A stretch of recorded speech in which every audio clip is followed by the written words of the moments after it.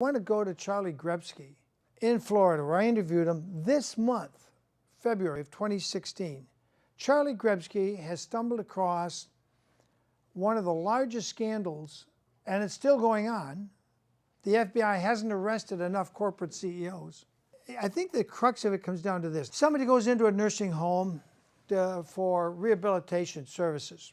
The next thing you know, they do some paperwork, go to Medicare and say, this service requires 8 weeks to get William Wagner or whoever back to functioning normally. We need 8 weeks, and the government has a schedule, and they start pumping out the money.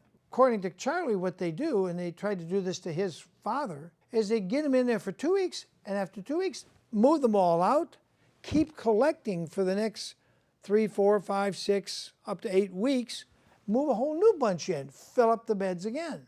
But they're collecting as if they're giving service to these people when they're not. And this is a global organization in medical care. Okay, here we are, February 9th. William Wagner in near Orlando International Airport with Charlie Grapski. Okay, Charlie, what happened with your dad?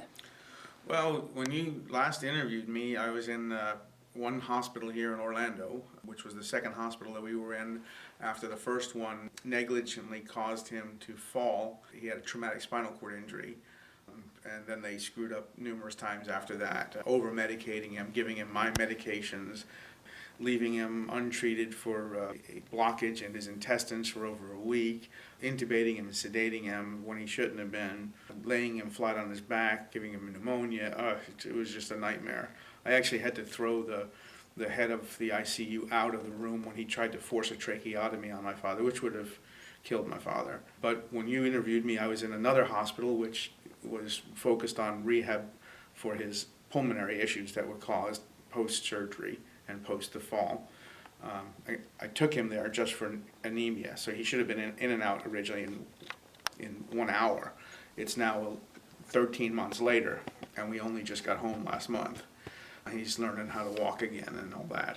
After I left that hospital, I went to a hospital called Health South, and it was supposed to be, it was touted as the most innovative, the most advanced, the most, top shelf rehab hospital, where he was going to do physical therapy and occupational therapy to learn how to walk again, to get his arm functional. At the time, the most he could do was move his fingers like this.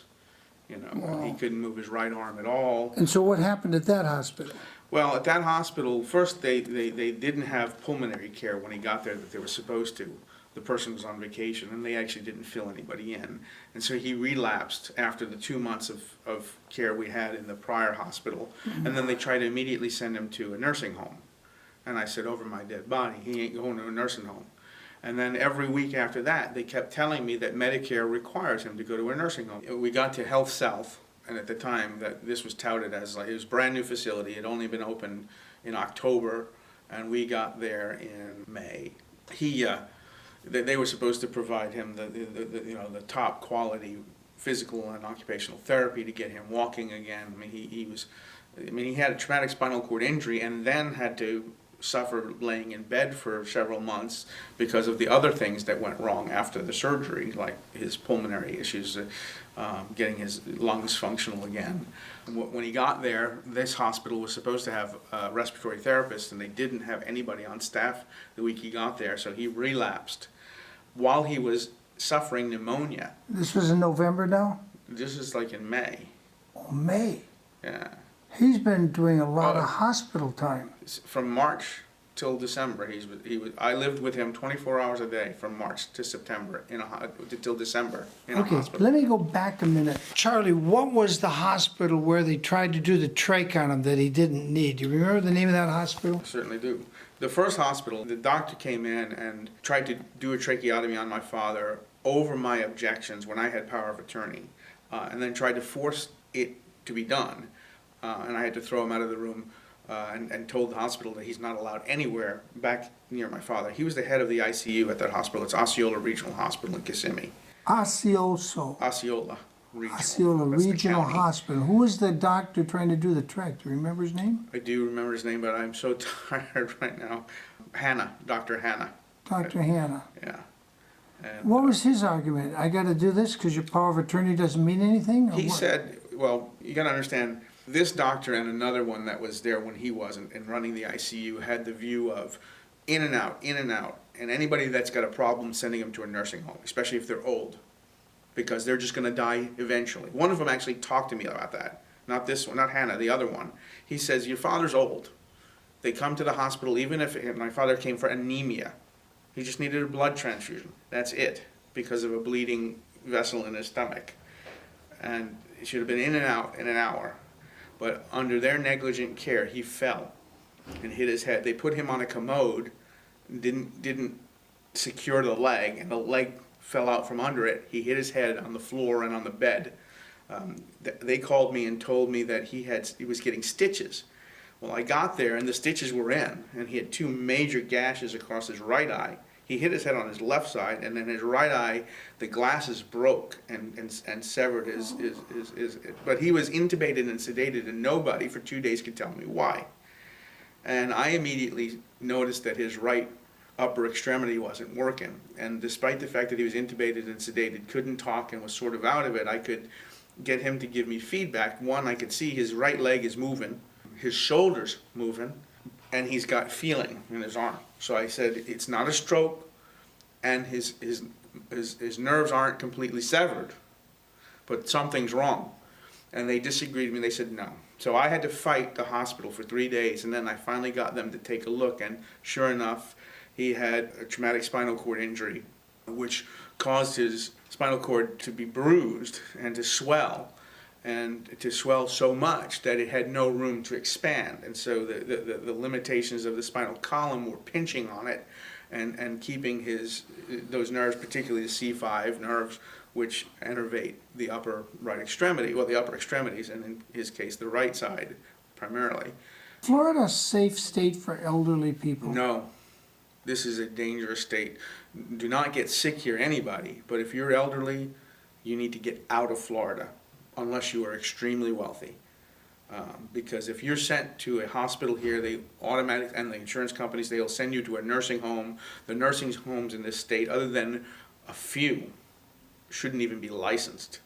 They have no business operating. So they're basically slow death camps. And they're not that slow. Most of the people go in there and they wind up dying of pneumonia, which happened to my mother just 3 years ago, which is how I learned the hard way how bad they were. And I said, there's no way in hell. Over my dead body is what I told the doctor in the ICU about doing the tracheotomy. But I also said that to other hospital officials, which we'll get to, who tried to send him to nursing homes, and that hospital tried to send him to a nursing home as well. Well, the insurance company. The social worker there was very good, and she helped us out a lot. And we got a representative from the hospital we went to that you did the interview with me, Select Right. Hospital, and they were great. And they treated him great, and they treated us great, and they let us be there as long as we needed. And they got us to the point where his lungs were back in order.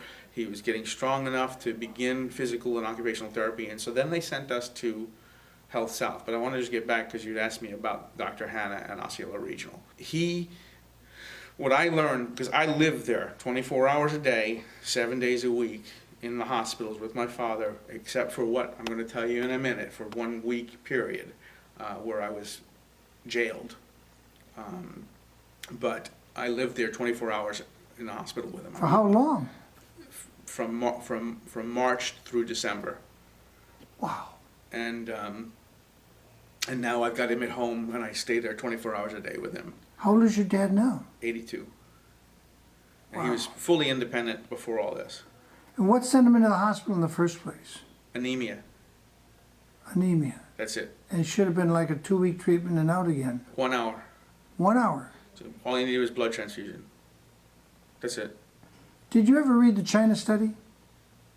There's lots of Chinese. I don't know which one you're talking about. It's by Thomas Campbell. On the page 16, it says the third largest cause of deaths are medical treatments. Oh yeah. No. If the worst place you want to be in America today, and definitely in Florida, is in a hospital. You're more likely to get sick and die from what happens in the hospital than the treatment in the hospital. If you have to go, you get in and out as fast as possible. How would you describe nursing homes In Florida, 90% of them have no business being licensed. They're waiting rooms to the funeral parlor, and a large percentage of people there die of pneumonia. They just leave the patients laying in the bed. They don't do anything for them. Now there are some nurses and there are some therapists that try, but the administrators really don't care, and many of the facilities really just they have no business being open. I did visit one or two when it looked like my father would have to go, and I visited a couple while my mother was, and when I realized, when she went back to the hospital, and I realized I have to take control of this, because I didn't know. I mean, I regret not being my normal self at the time when my mother was going through this, but I was under house arrest. I was very limited in what I could do, and I just didn't know. But what I saw my mother go through, and I saw what happened to her, I knew I would not let that happen again. So when my father went to the hospital, I was very aggressive in my advocacy, and I would not let them do anything with him. How's he doing at home now that you got him home? He's doing great. He's learning to walk again. So he never needed the trick? Oh, no. If they had given him a tracheotomy, he would have been dead. Now, these ICU doctors would do is come in. First of all, the nurses were great. What they need is about 10 times many nurses and fewer of these doctors, because these doctors are arrogant. The doctors would come in for 5 minutes in the morning, read the entire unit. There's maybe 40 patients on the unit.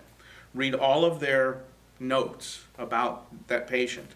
Then walk around with all of their residents and be like the big shots on TV, with Boston General or all these hospital shows, Mr.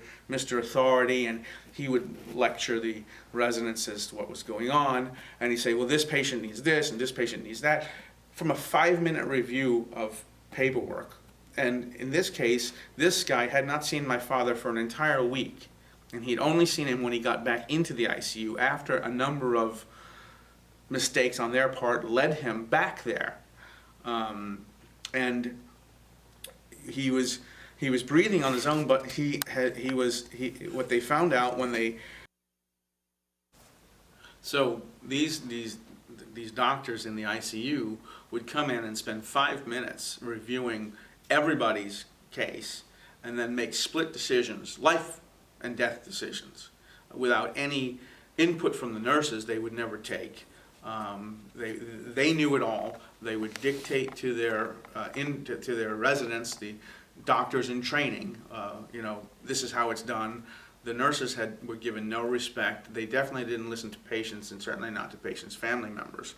So this doctor comes in, and my father, who I've been arguing for the past several days, because it took me a couple days, because he was over-medicated and hallucinating and in extreme pain after the surgery, which didn't make any sense. It turned out he had a blockage in an upper GI, which they knew about and forgot all about and left unattended.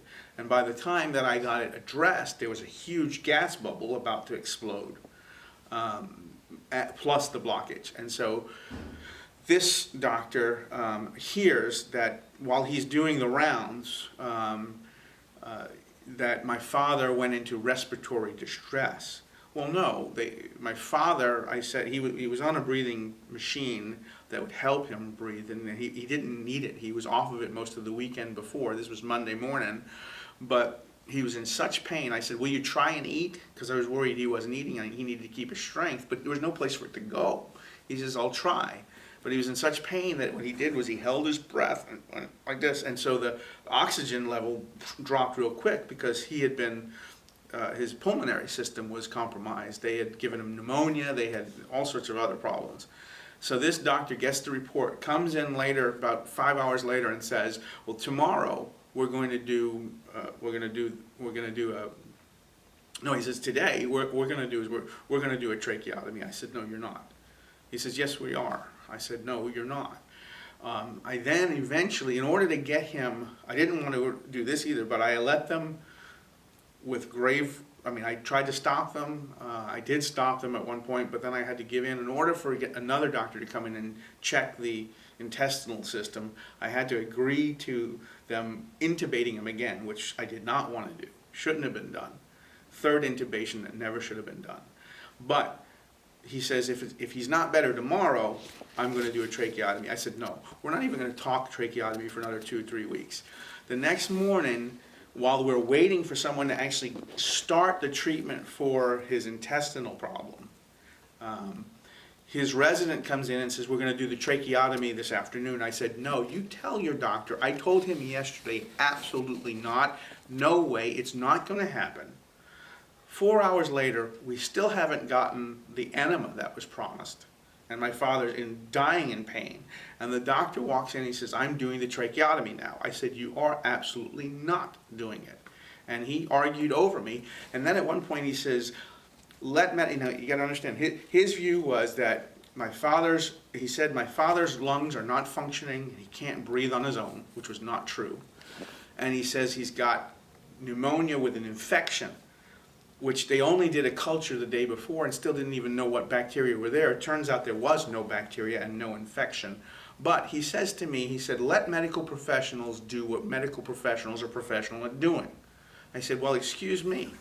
I do have a degree in microbiology. He says, well, that's not a medical profession. I said, yeah, but you know what? It does let me know a little bit about microbes and infections and antibiotics, which don't work miracle drugs in 24 hours. Didn't he notice the gas bubble in his He didn't care. He didn't listen. I kept telling him. He didn't listen. He wanted to do the tracheotomy. My father would never have been able to recover from that. So I said, absolutely not. Then he tried to force him. Then when I kicked him out of the room, he went around looking for nurses to back him up, saying that my father agreed to a tracheotomy. And while I was listening, I went to the hospital. The hospital knew, don't let him back in the room, because they already knew that they'd screwed up big time with this. And this was just one step too far. But we finally then got to the place where we did the interview last, which did a wonderful job getting his pulmonary system back together and functioning. The good hospital was which one? Select Specialty Hospital. And the bad hospital with Dr. Hanna was? Osceola Regional. But then which is a training hospital, isn't it? Well, yeah, it's the main hospital in this county. It's a private institution. In which county? Osceola County. Osceola County, Florida. Right, and right next to Orlando, which is Orange County. But this is. We then went to an even worse hospital, which was touted as the best around. And they had beautiful equipment and brand new facility. It had only been open since October, and this is now May. The staff were wonderful. The nurses were great. The therapists were great. But what I learned fairly quickly was the place would empty out every 2 weeks. My father kept saying, something's wrong. Why is this place empty? This is a brand new hospital with all these beds. Why is it empty? The first couple of days we were there. But I was there for 3.5 months. And I saw every 2 weeks there would be a flow in and then a flow out. And then for 4 days they'd have skeleton crew, nobody there except maybe 1 or 2 patients. And then everybody influx in. What they were doing and what they told me several times. And this hospital, which one was it's called this? Health South. And it Health is South. the largest corporation in the world doing rehab medicine. And when it was founded by a guy named Richard M. Scrushy, he was eventually indicted for stealing $4.7 billion in securities fraud, fixing the books to make it look better for the investors and the stock prices. Sounds like Enron.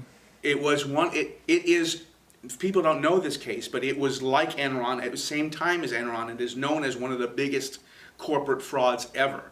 But unlike Enron, this company didn't go bankrupt and was saved and has maintained itself. But it always had a corrupt business model, and that model is this. They will focus on physical therapy and occupational therapy, get mostly Medicare patients. Medicare pays, unlike private insurance. Private insurance, they make deals with every hospital. So every hospital charges different by insurance. That's crazy enough. But Medicare, under Reagan, was changed because they didn't like how much money the hospitals were bilking out of Medicare.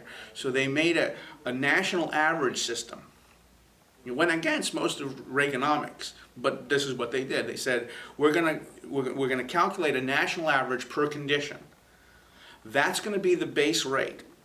You will be paid, if someone comes in with condition X, you will be paid this much to cure them, to get them back on their feet. This company then, let's say condition X requires on average 8 weeks of care and so much thing. This company is telling everybody, told me several times, and I confronted them on it, and they didn't know who they were dealing with, but they told everybody in the hospital that Medicare only pays for 2 weeks care, and then you have to go, either home or to a nursing home, and they decide. And I said, no, what you're doing is you're getting paid for 8 weeks. You're kicking everybody out in 2. The 2 weeks already has a profit built in, but you're then taking that 6 weeks as pure profit, then taking that same bed and selling it again, and then selling it again and selling it 4 or 5 times over. So this is where they're making their huge profits. And it's massive Medicare fraud, and it needs to be dealt with. This is a scam of scams. And This is like a scam like on Enron, only bigger. it's bigger than that. Bigger than Enron, and so they're killing people or pushing them out, taking the profit. They may not be healed in 2 weeks. And then they send them off to a nursing home. The only people that even could be considered to require only 2 weeks care is someone who spent maybe a couple days in a hospital, and that not even an elderly person, but the hospital professionals know, medical professionals know, for every day you spend in a hospital, you need like 4 days of rehab just to undo the bed weakness. I'm not talking about overcoming a traumatic spinal cord injury like my father had, central cord syndrome. I mean, like I said, at the time, my father could move his finger that much, couldn't walk, couldn't stand. And yet he was progressing incredibly each week. And they kept reporting no progress, because this is what happens. That's how Medicare says, okay, if there's no progress, then you can take them off. But there is progress. Again, Charlie, what was the name of the CEO? The original one was Richard M. Scrushy. The local CEO. Is he in prison? Well, he got, all of his other execs got nailed and went to federal prison for that scam. And he got a jury to believe, because he created in Alabama a Christian television show that he put on during the trial period. And so he says he was the victim. They conned him, but it was the other way around. He then got caught with another securities fraud case about a year later, and then did go to prison. But the CEO at What year did he finally go to prison? This is right around Enron, early Enron days. So mid-90s? Is he still in prison? I don't believe he's in prison anymore. Do you think he bought himself out with the billions of dollars? Oh, he's got lots of money still. So he bought his way out, you think? Well, he did whatever time he did, but I mean, he got had a money. pardon, He had maybe? money. Well, no, I don't think he got a pardon, but I mean, they only keep white-collar criminals in for a very Wasn't short period Jeb of time. Bush governor of Florida at that time? Maybe, but this is an Alabama corporation. But he was operating here in He's Florida. operating all over the world. All over the world. Today, they are the largest owner worldwide and in America of rehab hospitals, inpatient rehab hospitals. Wow. And, Well, thanks they're for doing this everywhere. Thanks for the scoop on that. Now, can you tell me why you got arrested again? Did it have anything to do with that Crooked City Hall? No, it has to do with what I'm telling you right now. What you're doing right now. So tell me why you were arrested, why are the charges still pending, and what are you doing about it, and what can anybody do in your situation?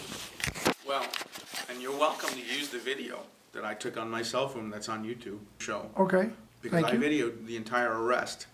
But after I stopped them pushing my father into a nursing home 6 times and telling me my father was not even close to walking, and then I forced them to change therapists, and in 3 days I had him walking.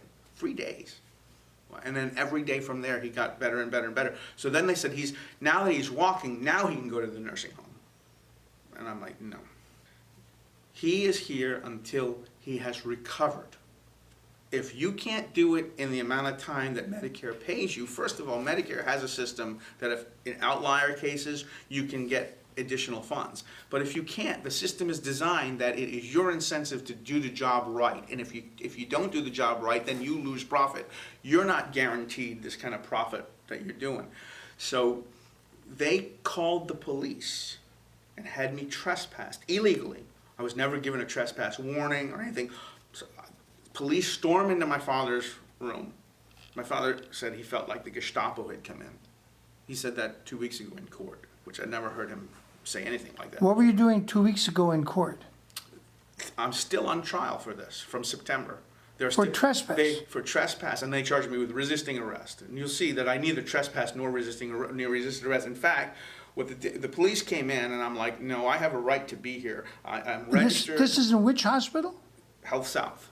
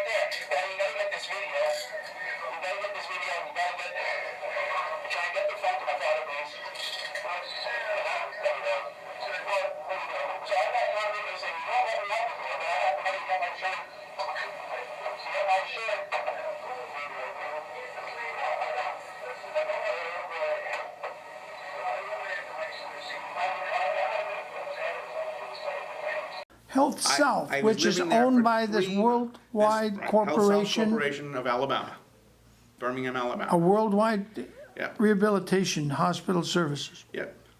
Wow. And their CEO, Jill Jordan, she was the one who was making these decisions. Now, I had 30 minutes before they called the police, I contacted Birmingham headquarters, filed a grievance, and told them that I had just filed a Medicare fraud complaint. And then the police came. They came in while my father and me were sitting in the room. I was sitting on the bed that they supplied me. And I slept in a bed that they provided. They provided me linens and everything. I was residing there. And they knew it. And I had thousands of dollars in equipment. So they knew. Oh yeah, they knew. And Now I had a they're badge, and I was signed in. I was allowed to be there. And nobody had ever told me I had to leave until this officer walks in. And I said to the officer, I said, wait a second, no, I'm not trespassing. I have a right to be here. He doesn't want to hear any of that because he's the law. But that's not the way the law works. And I said, well, look, I'm not going to leave without my father. I'm not going to leave my father in their care. I need you to tell them that they need to arrange to have my father moved with me. If I'm going to leave, I'm taking him with me. No, we're not going to do that. I said, I want to talk to your supervisor. You can see this. It all takes place in 3 minutes. I said, I want to talk to your supervisor. No, you're not going to talk to my supervisor. I said, well, fine. I'll tell you what. I'm going to leave like you asked. And now I'm videotaping it. And then I'm going to call your supervisor from outside. And the cop hits me in the chest and stops me, detains me, and then says, where's your ID? Well, first of all, if he was there to issue a trespass warning, he has no, that's called a consensual stop. He has no authority to ask for my ID. I have no obligation to give one. He also has no legal authority to be detaining me. And, in fact, because he's acting as a private agent to deliver a trespass, I mean, this is a civil matter. He is not acting as a police officer and has no legal authority to do anything other than issue the warning. Did you inform him of that? I tried to. He laughed at my interpretations of the law. He didn't know you'd gone to law school. He didn't know anything about me. He didn't care. He knew the law, he thought. But he didn't follow a single part of the law. Despite that, we're still going to trial. Now, when I first got out, I was oh, worse. When I got to the jail, this cop was so pissed off at what I had done, me challenging him, they threatened to tie me naked to a metal bench and leave me there. In the hospital? In the jail. Oh, in the jail. But they couldn't because my blood pressure had to be checked first. They had to get permission from the nurse to put me on quote-unquote suicide watch, to tie me naked, to torture me. They made jokes about it. I mean, because I refused to add, their justification is they asked me, do I take illegal drugs? I said, I don't have to answer that. This was in which county? Seminole County, Sanford. And the Sanford jail, the jail in Sanford. So they had to take my blood pressure, which was 280 over 150. I said, you need to take me to the emergency room now. The nurse didn't want to tell them and sort of paused. But eventually she said, yeah, you have to. So they took me to the emergency room. Problem was, they refused to allow me to call my attorney. They refused to allow me to call a bond. They refused to allow me to call anybody. So nobody knew I was arrested. Nobody knew I was in the hospital. And nobody knew my father was abandoned in a hospital where he was being mistreated. And as I predicted, when I was gone, they coerced him twice to sign documents to release him to a nursing home, which I rescinded the minute I got out. But it took me 7 days to get out. Then I had to spend 2 more days in jail because after I got out, see, it took me 7 days to get to a bond hearing because I was in a cell in a dungeon, locked away. They wouldn't let me use the phone to call my lawyer. They wouldn't let me use the phone to call a bondsperson. When I did get bond granted by the judge, they thought they had me on violation of probation. By the way, because of this, the probation that I was on for all these years that was supposed to go on in the future was rescinded early, terminated by the court in Alachua County because they knew the abuses were getting out of control. So Alachua County, they tried to violate me on probation and send me to prison for this arrest. Alachua County not only threw that case out, but then ended terminated the probation from that 2007. In a separate hearing? In a separate hearing. How long did that take after they first tried to rescind your probation? That went to court within a month, and within a month, that hearing took about 5 minutes. Even the prosecutor said, yes, judge, terminate the probation, and no, judge, we don't want to prosecute this case. But the prosecutor Was the judge upset when the prosecutor said that? No. The judge was impressed that the prosecutor said that. But the problem is the same case, and we showed the judge the video, and the judge says there's no crime, there's no offense. Clearly there is no offense on the video. But this judge in Seminole County hasn't seen the video, but the prosecutor refuses to let it go. Now, I had to turn myself, after I got out of 7 days, I got out on a bond, and that took a lot, and I was in, I was... How much was the bond? Oh, I got a recognizance on one and $1,000 on the other. So you had to post $100 cash. It was almost $200, it turned out to be, but yeah. Do you remember the name of this cop that hit you in the chest? And His name is Garner. Are you suing him? Is he named a defendant in your lawsuit yet? I haven't filed a lawsuit yet, but I intend to. How long has it been since that happened? That happened in September. So But my first priority was getting my father home. yeah, so it's been 5 months. Now you got your father home. And now I got to put an end to this trial, which is set for jury selection on the 22nd. Of this month? Yeah, although we're going to depose the officer Garner tomorrow. And there's no base. This case should not go forward. Now, when I went to court, I had to say I had to turn myself in again after I bonded out because they never processed my bond.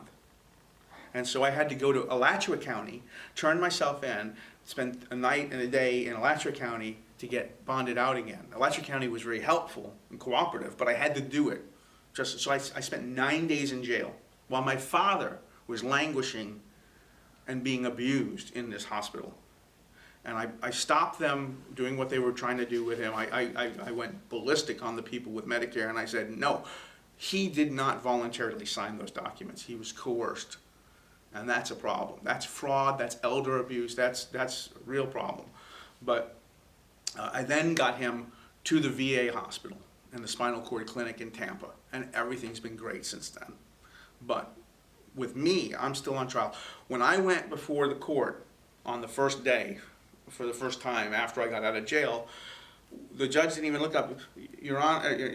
The prosecutor's there. I'm there, standing there. The judge says, "Prosecutor, what's the deal you offer?" They said, "Time served, no fine, just the amount of time I did in jail. I go home." I said, "No." I said, "I'm innocent. You are going to put this to trial, or you're going to drop the case. No time served. Nothing about I concede that I was guilty." So that was several months ago. Did that upset the judge? The judge wasn't happy about that. The judge didn't like when I said I'm going to represent myself either. I said, well, then you appoint a public defender to assist me. And did he appoint a Yes. public defender Yeah. pretender? And I fired the public defender. How soon? It took me about a month and a half to fire the public defender. What? They refused to do what I told them to do, and they demanded I take deals. And I said, look, I was offered a deal. Charlie, it appears you've been put through a lot of trauma here, just trying to save your father. Yeah, and it's had a real impact on my health. All right, we're back here in the studio. That was Charlie Grapski this month, 2016, February, explaining why you don't want to be an elderly person stuck into a nursing home in the state of Florida. It could be your death sentence. Doing tracheotomies you don't need and ignoring the real ailments you have. Charlie did get his father out. He's preparing to sue, as you can imagine, and he has some law school training, and he's filed a lot of lawsuits before, and he's forced them to back away. I think Charlie Grapski will win.